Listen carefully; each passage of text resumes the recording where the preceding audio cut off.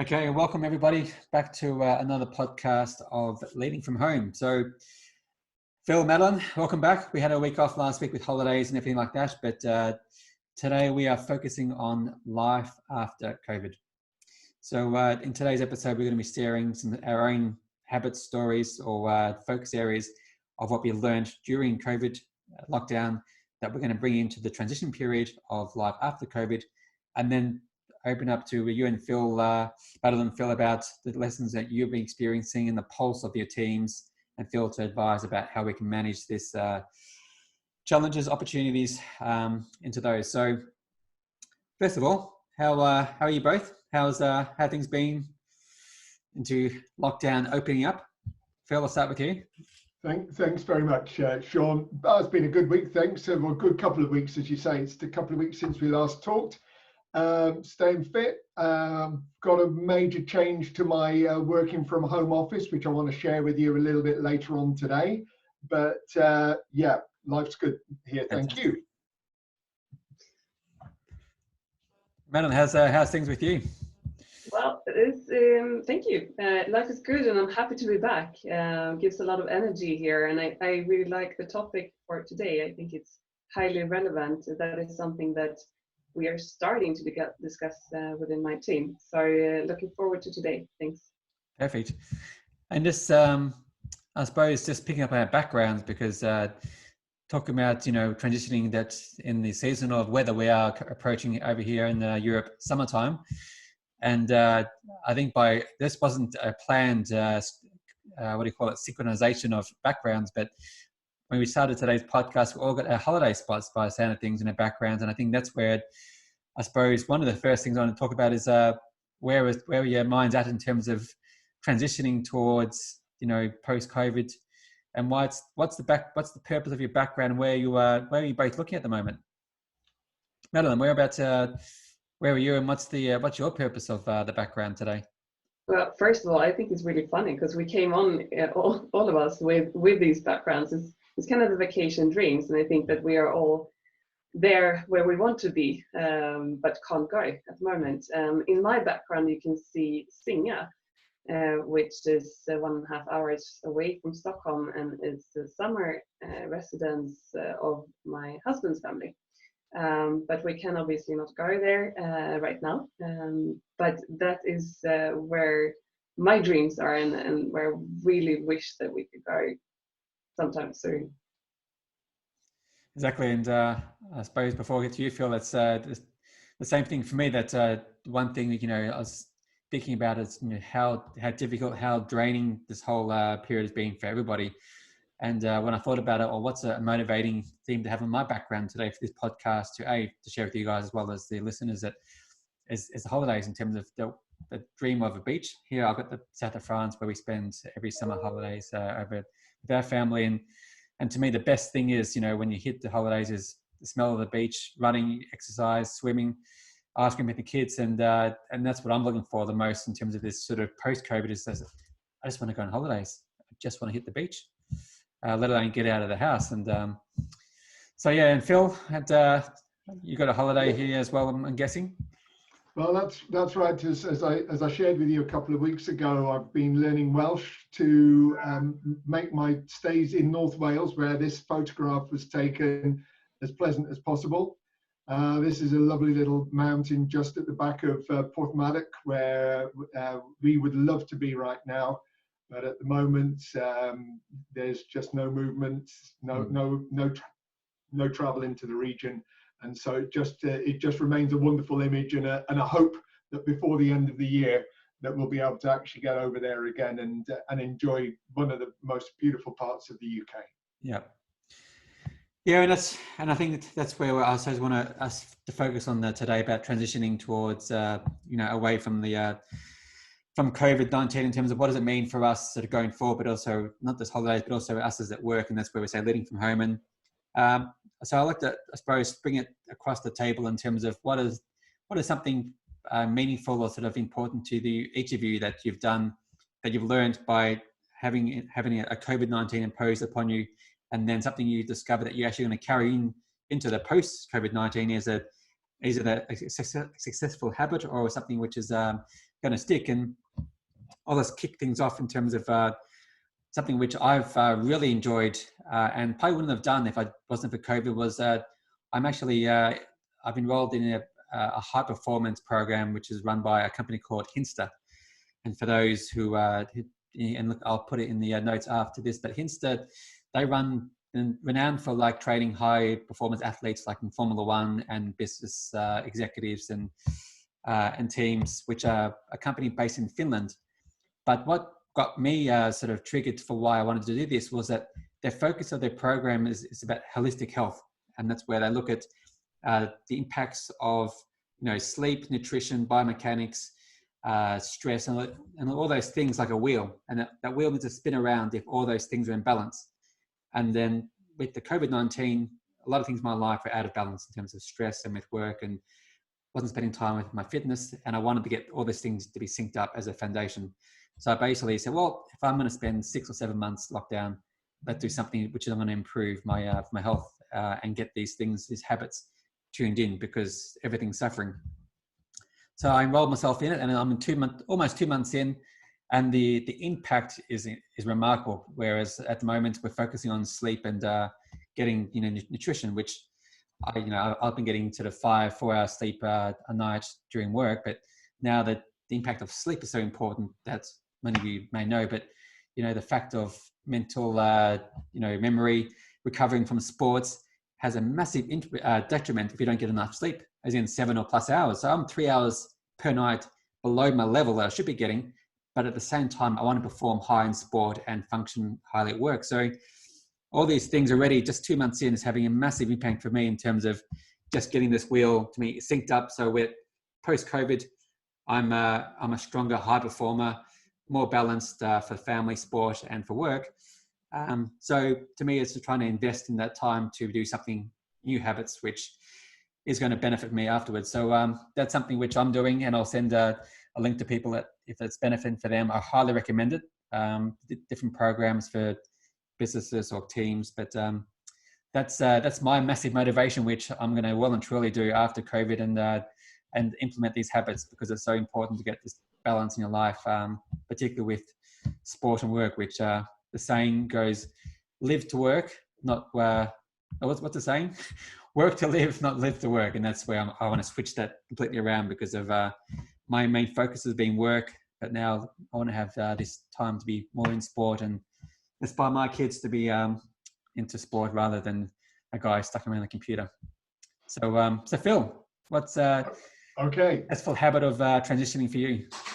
Well, just picking up on the Hinser piece, they offer a free evaluation. It's a 2-minute survey, very easy to fill in.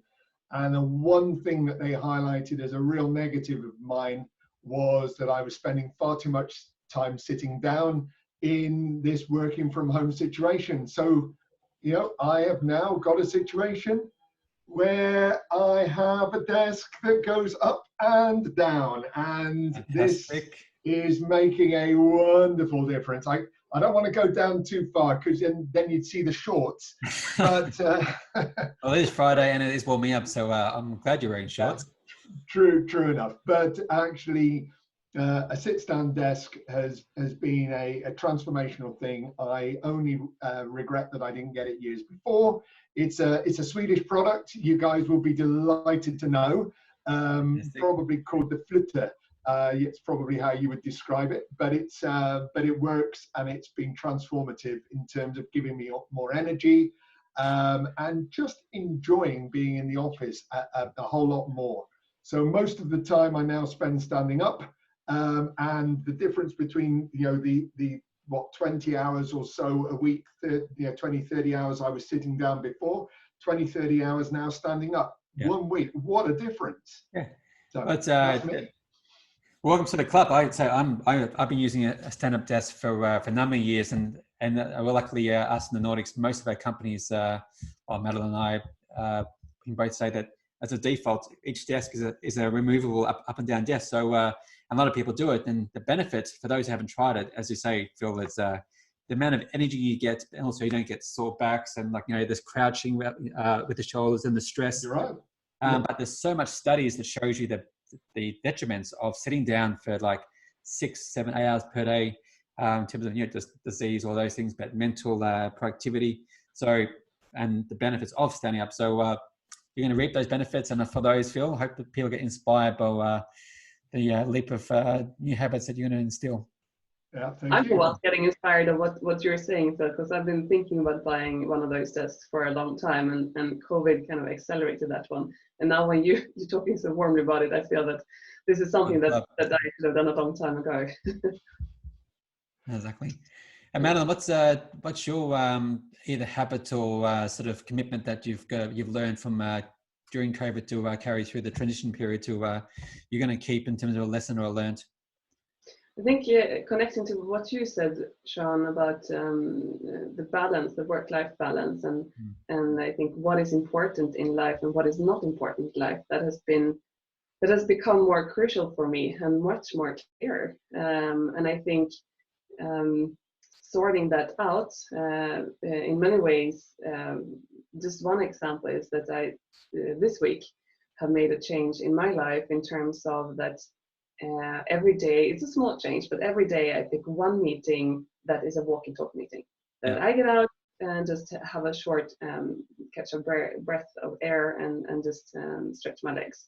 Because otherwise I'm just sitting back to back in all those meetings. And I've discovered that is crucial for me in handling the stress. And that is something I will take with me on longer walks once COVID is over and is past. And I think that is one thing. And I think the other thing is that my learning has been so far that it has gone surprisingly well to lead virtually from a distance than I thought it would be.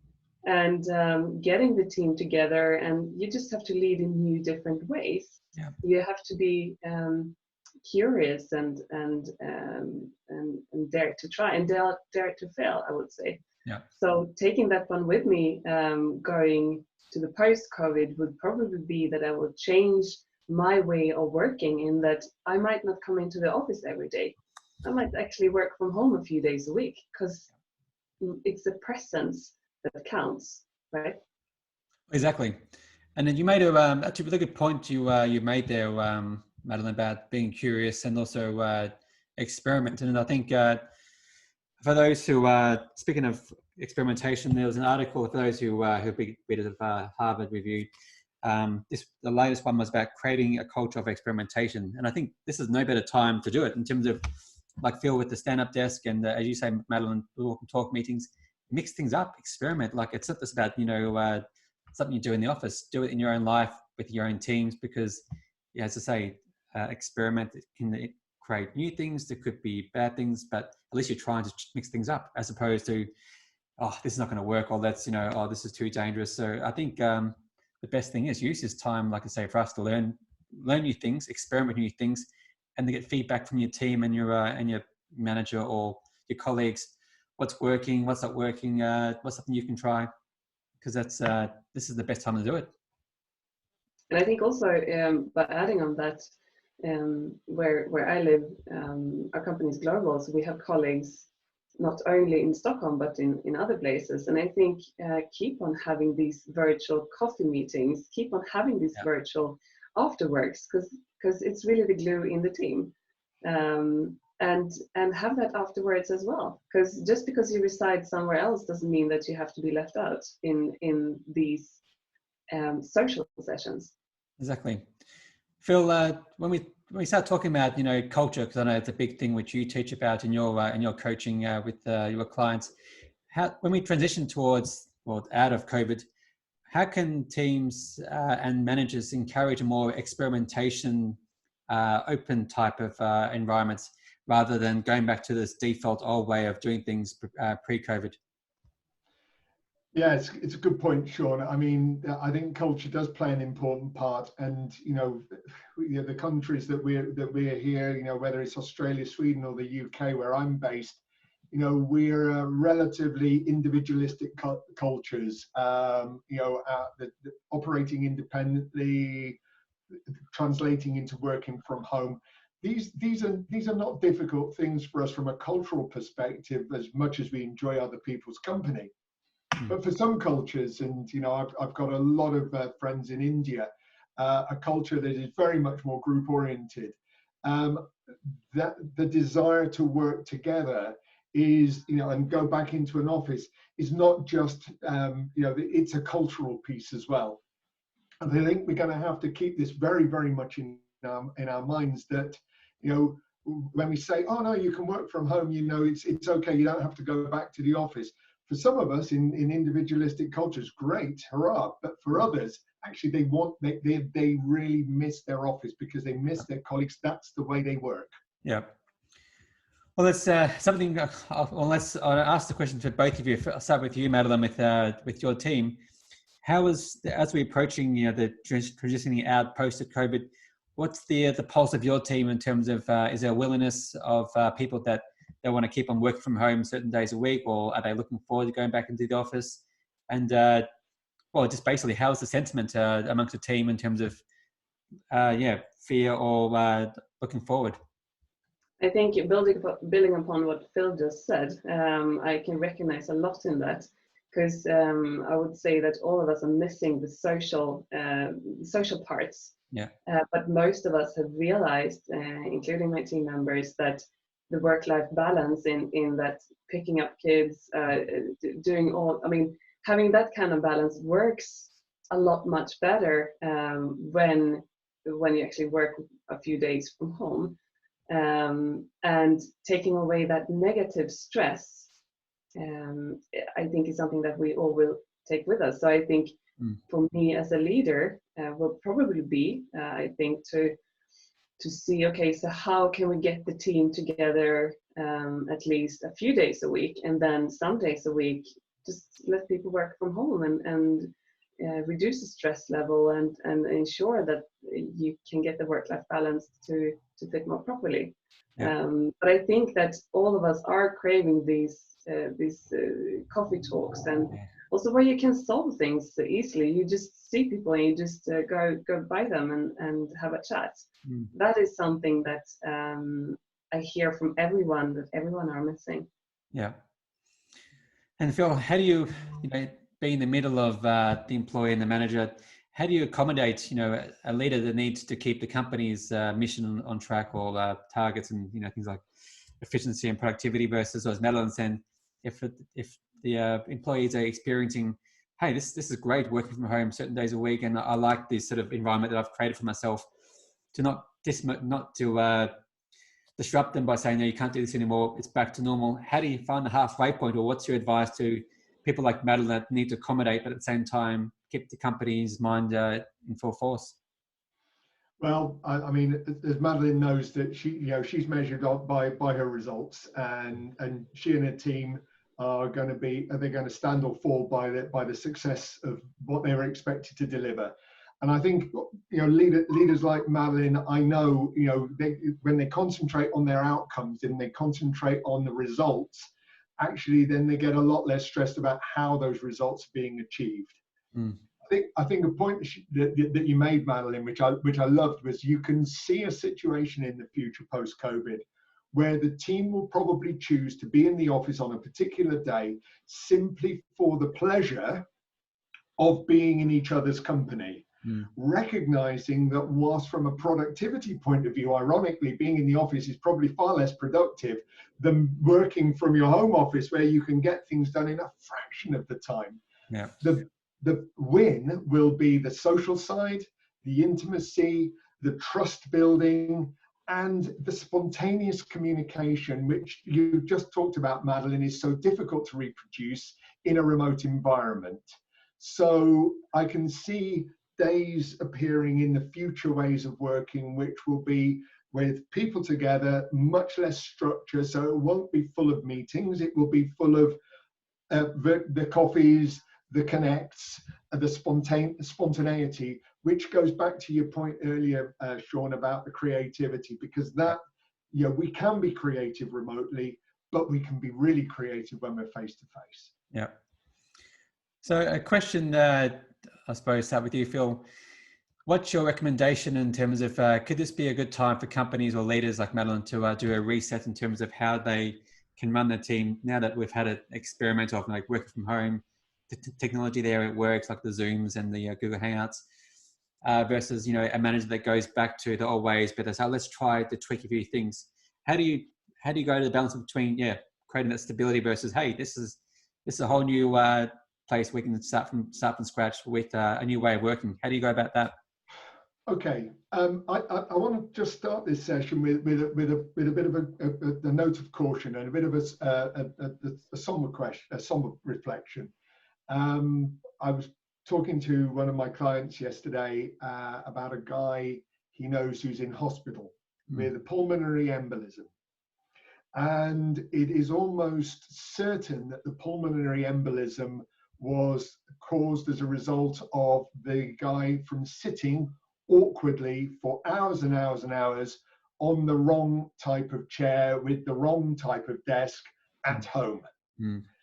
And I think that as working from home becomes much more part of what we do, we as leaders and our employers need to think about their duty of care that says, if this is your way of working, are you set up at home to be operating as safely as you are when you're working from an office situation?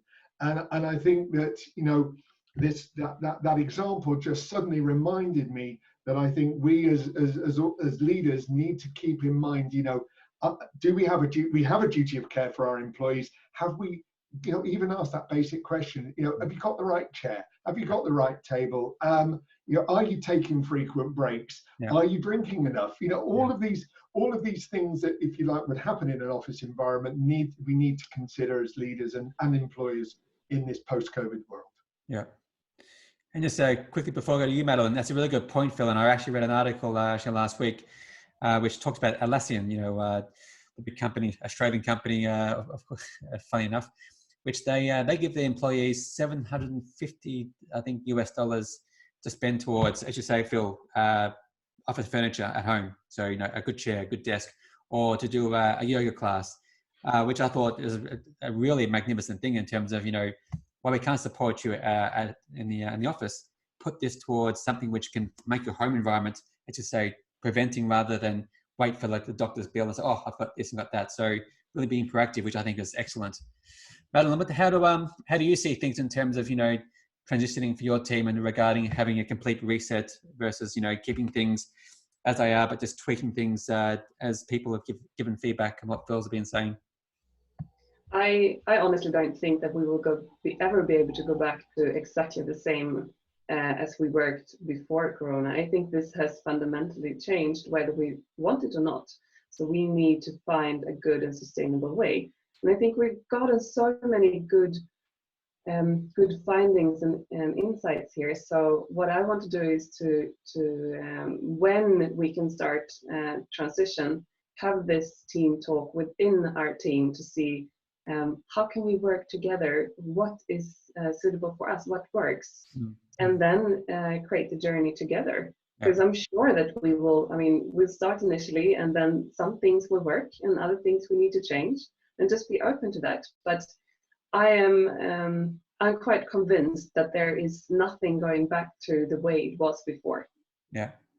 Well, that's a really good trigger to which, Phil, I know you, as we talked about in the very early openings of our podcast, that you do How I Met You, remote coaching and creating virtual teams. So I'd like us to do a couple of episodes, the next one's about some of the habits that we can share with people like Madeleine's team and other teams of what are the ingredients of virtual and remote teams, because they will become the new normal, as Madeleine says.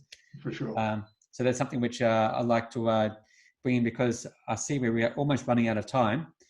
And I want to spend Friday, and while we're going to have a beer with us for Friday Fun Day, I'm going to open up with a pub quiz with just a couple of you guys, just to finish off in a fun way, because it's sunny and warm over here in Sweden, and hopefully you, Phil, for everybody to, as I say, mental health, let's have some fun to finish off. So I'm going to fire off a couple of questions just to close off to both of you, random ones. So the first thing I'm going to ask Phil, what's something which we've talked about holidays, but something else that you've been longing to do or to have or to drink during the COVID period, which is now being 2 months?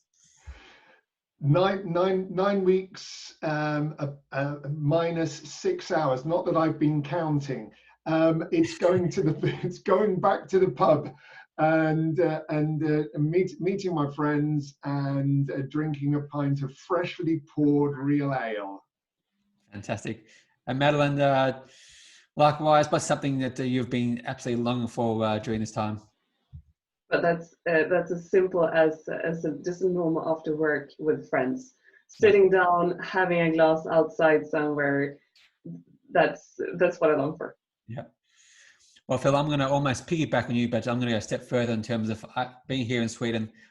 And I suppose, and you, Madeleine, I'm longing to go to London, where a lot of my friends are, where I'm a massive cyclist. We do a lot of cycling together during this time of year, over in Surrey, which is just outside London, and stopping off at the pub with my mates. So that's two things I'm longing for: cycling and going to the pub over in London. So I can share both of your needs. And then, okay, another one. The question is that what is the favorite destination that you'd be looking forward to going to the most in your holidays coming up? Can I jump on that one? Go for it. I jump on it. It's because it's absolutely London.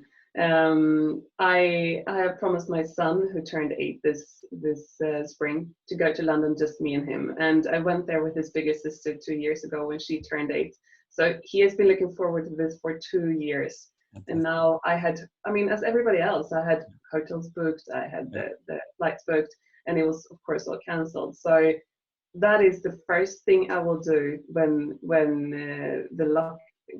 we can get out of this again, to go there with him. Yeah.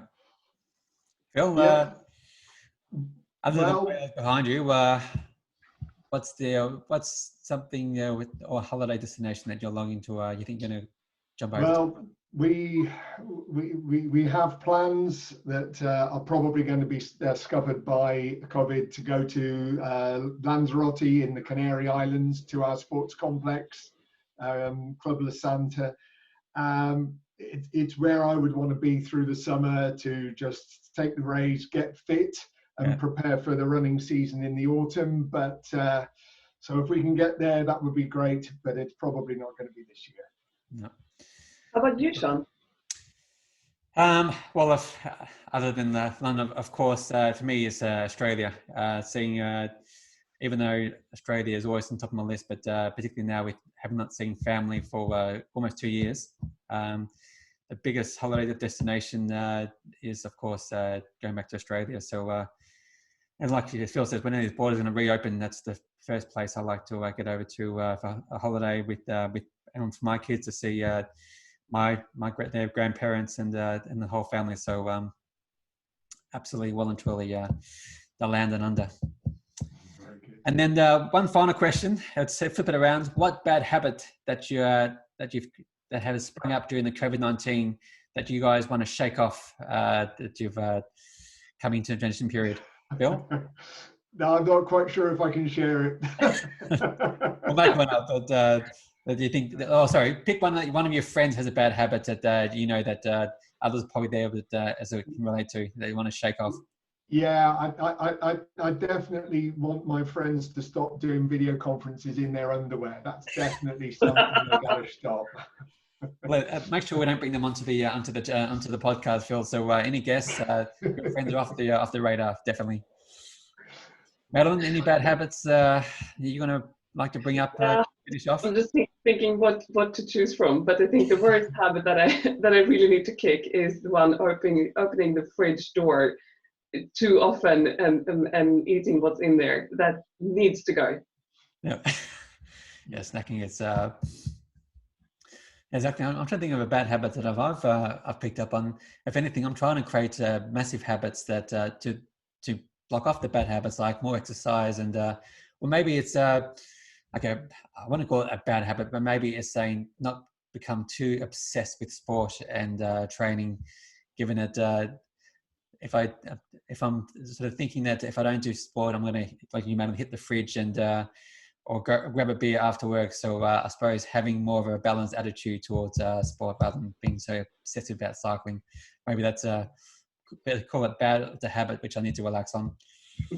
Very good. Awesome, guys. Well, it's Friday. It's time to, speaking of beers, almost time this afternoon to open up a cold beer out in the suns, or a glass of wine, Madeleine, or gin and tonics, as we have been having. And Phil, create that sort of mini pub in your back garden for you to create that pub environment. And Thank you. both of you have a nice Friday, and let's continue this transitioning episode next week, which I think is a really relevant topic to help people explore this transition period, which I think is it's really difficult as well as really important to discuss. Okay. Thanks, guys. Have a nice weekend, and speak to you next week. Thank you very much. Bye-bye. Bye, Madeleine. Bye, Shaun.